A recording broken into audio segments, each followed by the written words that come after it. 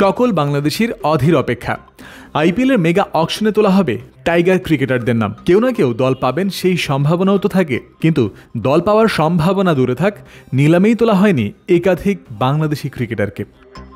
অকশনের প্রথম দিন কোনো বাংলাদেশির নাম তোলা হয়নি।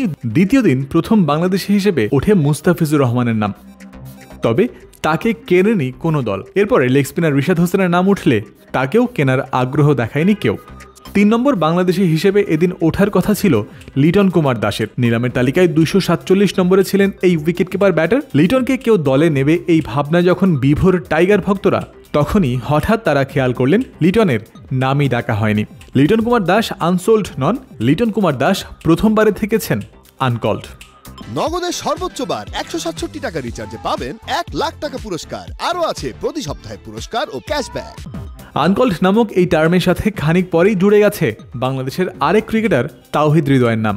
298 নম্বর সিরিয়ালে তার নাম থাকলেও ফ্র্যাঞ্চাইজিদের অনাগ্রহে হৃদয়ের নামও তোলা হয়নি। আগে জানা গিয়েছিল নিলামের শেষ দিনে সব ক্রিকেটারকে ডাকা হবে না, ফ্র্যাঞ্চাইজিগুলো যাদের নাম সুপারিশ করবে তাদেরকেই ডাকা হবে শুধু।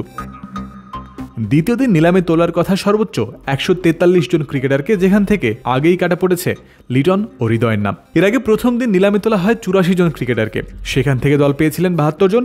বিশ্বের নানা দেশ থেকে ক্রিকেটাররা দল পেলেও মুস্তাফিজ, রিশাদ, লিটন, হৃদয়দের ভাগ্য প্রসন্ন হয়নি।